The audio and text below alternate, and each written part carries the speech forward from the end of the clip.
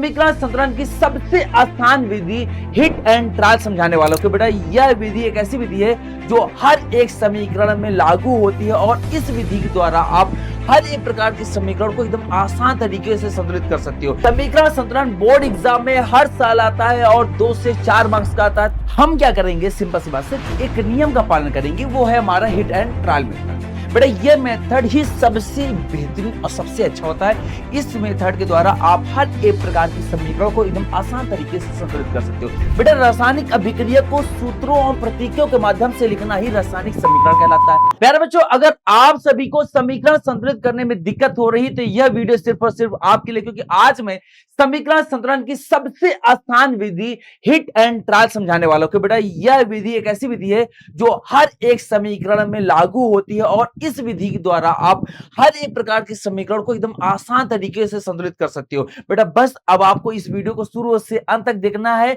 और जितने क्वेश्चंस मैं आपको होमवर्क में दूं बस उतने क्वेश्चंस आप लगा लेना। बोर्ड एग्जाम में एक सिंगल क्वेश्चंस भी इस क्लास से बाहर नहीं जाएगा।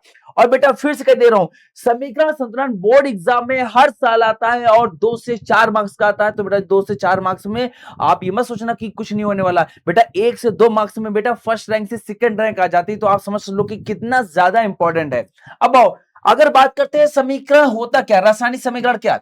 बेटा रासायनिक अभिक्रिया को सूत्रों और प्रतीकों के माध्यम से लिखना ही रासायनिक समीकरण कहलाता है।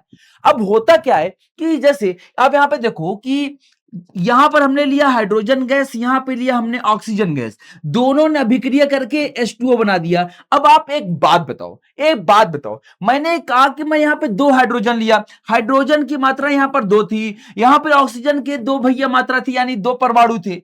और यहां पर क्या है, अब यहां पे हाइड्रोजन के भैया 2 परमाणु हैं लेकिन ऑक्सीजन का 1। भैया एक बात बताओ, जब मैं किसी चीज में कि मान लो मेरे पास एक डिब्बा था, एक डिब्बे में मैंने 2 हाइड्रोजन डाले और 2 ऑक्सीजन डाले, तो भैया 2 हाइड्रोजन और 2 ऑक्सीजन होने चाहिए कि नहीं होने चाहिए। अगर मैं बॉक्स में 2 हाइड्रोजन डाल रहा हूं, 2 ऑक्सीजन डाल रहा हूं, तो भैया बॉक्स में मुझे 2 हाइड्रोजन और 2 ऑक्सीजन यानी 4 सामग्री मिलनी चाहिए कि नहीं चाहिए? बिल्कुल मिलनी चाहिए। तो आप ये बताओ, जब मैंने 2 हाइड्रोजन 2 ऑक्सीजन अभिक्रिया में यूज किया तो अभिक्रिया के बाद भी तो मुझे उतना ही मिलना चाहिए, क्योंकि भैया जितनी भी रासायनिक अभिक्रियाएं होती है सारी की सारी द्रव्यमान संरक्षण के नियम का पालन करती हैं। और यहां पर अगर द्रव्यमान संरक्षण का पालन ही नहीं हो रहा है, क्योंकि द्रव्यमान संरक्षण का नियम ये कहता है कि अभिक्रिया के दौरान ना तो कोई पदार्थ उत्पन्न हो सकता है ना ही नष्ट। जितना पदार्थ आप लोगे उतना ही पदार्थ में प्राप्त होना चाहिए। इस वजह से हमें समीकरण संतुलन की आवश्यकता होती है। जैसे अगर मैं 2 किलो खोआ लूं, कितना, 2 केजी खोआ लूं और 2 किलो चीनी, तो मिठाई कितने किलो बनेगी? यार जाहिर सी बात है कि भैया 10 किलो 15 किलो या फिर 1 किलो नहीं बनेगी। 2 किलो खोआ लियो, 2 किलो चीनी लियो तो 4 किलो ही तो मिठाई बनेगी, ना तो 15 किलो बन सकती है ना ही 1 किलो बन सकती है। यानी यही चीज को बैलेंस करने के लिए हमें समीकरण संतुलन की आवश्यकता पड़ती है। मैं आप एक उदाहरण के द्वारा समझा रहा था। अब हम कैसे करेंगे इसको और समझो। तो बेटा देखो, हम क्या करेंगे, सिंपल सी बात से एक नियम का पालन करेंगे, वो है हमारा हिट एंड ट्रायल मेथड। बेटा ये मेथड ही सबसे बेहतरीन और सबसे अच्छा होता है। इस मेथड के द्वारा आप हर एक प्रकार की समीकरण को एकदम आसान तरीके से संतुलित कर सकते हो। बशर्ते आपको एक चीज और अच्छे से तैयार कर लेना है, वो है रासायनिक सूत्र का निर्माण। इसकी वीडियो ऑलरेडी अपलोड है, आप उसको जाकर के देख सकते हो। डिस्क्रिप्शन में मैं उसके लिंक भी ऐड करा दूंगा ताकि आप उसको भी जाकर अच्छे से देख लो कि रासायनिक यौगिक का निर्माण कैसे होता है, ताकि जो भी रासायनिक हमारे अभिक्रियाएं हो रही हैं उनमें कैसे यौगिक बन रहा है ये भी आप अच्छे समझ पाओ। अब बात करते हैं, जब हम अनबैलेंस्ड यानी असंतुलित रासायनिक समीकरण को संतुलित करेंगे तो किन किन चीजों को आपको ध्यान रखना है। तो सबसे पहले आपको क्या करना है कि आपको एक इक्वेशन लिखनी है। इक्वेशन लिखने के बाद सबसे पहले आप धातुओं को बैलेंस करोगे। किसे बैलेंस करोगे? धातु को। फिर अधातु को। पहले धातु कौन कौन से होते हैं? जैसे सोडियम है, आयरन है, कैल्शियम है, मैग्नीशियम है, ये सब धातु है। सबसे पहले इनको बैलेंस करोगे। फिर इसके बाद तुम्हें कार्बन है, सल्फर है, नाइट्रोजन है, जो जितने भी हाइड्रोजन है सब, फिर इनको, हाइड्रोजन तो हमारा अलग चीज है। तो पहले धातु को बैलेंस करना है आपको, फिर अधातु को बैलेंस करोगे, फिर इसके बाद आप ऑक्सीजन को बैलेंस करोगे। किसे? ऑक्सीजन को। और फिर हाइड्रोजन को आप बैलेंस करोगे। तो पहले आपको क्या बैलेंस करना है, आप एकदम से माइंड में रख लो। पहले आपको धातु, धातु जैसे सोडियम, जैसे आयरन, जैसे हमारा मैग्नीशियम, जैसे हमारा कैल्शियम, इस जितनी भी धातु हैं सब इनको बैलेंस करेंगे, पोटेशियम। ठीक है। फिर इसके बाद हम बात करते हैं, फिर हम अधातु को बैलेंस करेंगे। अधातु में हमारे कौन कौन से आएंगे? अधातु में हमारे जैसे कार्बन हो गया, सल्फर हो गया, नाइट्रोजन हो गया, हीलियम हो गया, जितनी अन्य चीजें होती हैं हम इसको बैलेंस करेंगे। फिर इसके बाद हम लोग ऑक्सीजन को बैलेंस करेंगे, और फिर उसके बाद हम लोग हाइड्रोजन को बैलेंस करेंगे। Oxygen, hydrogen. तो अब आपको इन चारों स्टेप को आपको अच्छे से तैयार करना है। धातु को, फिर अधातु को, फिर ऑक्सीजन को, फिर हाइड्रोजन को। अब धातु नहीं है तो फिर हम अधातु, फिर ऑक्सीजन और हाइड्रोजन को देख के चलेंगे। अब समीकरण को देखो। अब यहां पर हम देख रहे हैं कि हमारे पास ये समीकरण दिए हुए हैं, थोड़ा सा ये बड़े लग रही हैं। हम पहले कुछ एकदम आसान वाले सॉल्व करते हैं, देन इसके बाद यहां पर आते हैं। मान लो यह समीकरण दिया हुआ है, हमने कहा कि आओ अब हम लोग इसको बैलेंस करेंगे। बैलेंस करने से पहले हम जितने भी हमारे तत्व होंगे, यौगिक होंगे, उनको ब्रैकेट में बंद करेंगे। ये सबसे पहला स्टेप है।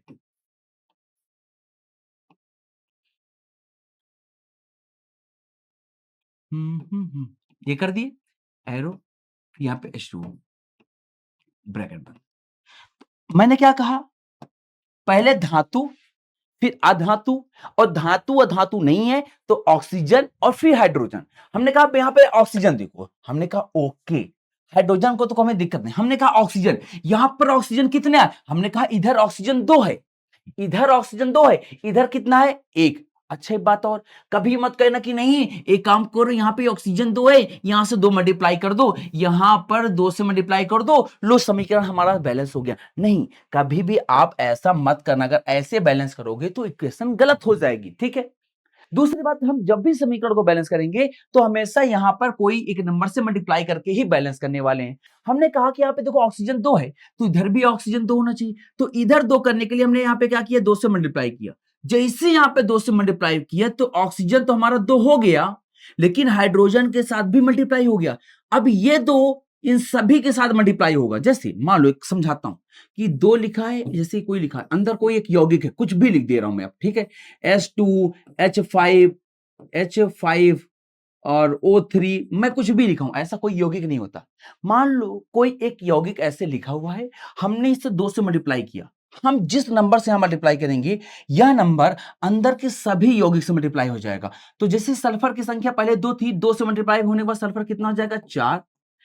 यहां पे पहले हाइड्रोजन 5 था, लेकिन 2 मल्टीप्लाई होने से हाइड्रोजन अब 10 हो जाएगा, और ऑक्सीजन पहले 3 था तो ऑक्सीजन अब 3 दूनी 6 हो जाएगा। यानी ये नंबर जब कहीं पर लिखा जाएगा, यानी ब्रैकेट के बाहर कोई नंबर हम लिखेंगे, यह नंबर अंदर के सभी यौगिक से मल्टीप्लाई हो जाएगा। इस बात को भी आप अच्छे से ध्यान रखो। अब हमने जैसे ही 2 मल्टीप्लाई किया ऑक्सीजन को 2 करने के लिए, हाइड्रोजन की संख्या कितनी हो गई? 4। हमने कहा इधर हाइड्रोजन कितना है? 2, तो इधर 4 कैसे होगा? हम कहेंगे यहां पर 2 से मल्टीप्लाई कर दो। जैसे यहां 2 से मल्टीप्लाई कर दो, लो यहां का भी काम हो गया। हम कहा अच्छा ठीक है, ये लो हमारी समीकरण तो बैलेंस हो गई, यानी 2H2 प्लस O2, यानी क्या होगा? 2H2O। अरे सर ये तो आसान था, कुछ और दिखाओ। हमने कहा इसको देखो, हमने कहा यहां पे नाइट्रोजन है N2, प्लस यहां पे कितना है? H2। हमने कहा ओके, यहां पे क्या लिखा है? NH3 है, NH3। हम कहा सबसे पहले इनको ब्रैकेट में बंद कर दो, ब्रैकेट बंद, ब्रैकेट बंद। ओके, हमने कहा अब आओ बैलेंस करो। हमने पहले कहा था पहले ऑक्सीजन बैलेंस करें, अरे अधातु, पहले धातु, फिर अधातु, फिर ऑक्सीजन, फिर हाइड्रोजन। हमने कहा ओके। हमने कहा यहां पर नाइट्रोजन कितना है? हमने कहा इधर नाइट्रोजन कितना है? हम कहे 2। इधर नाइट्रोजन कितना है? 1।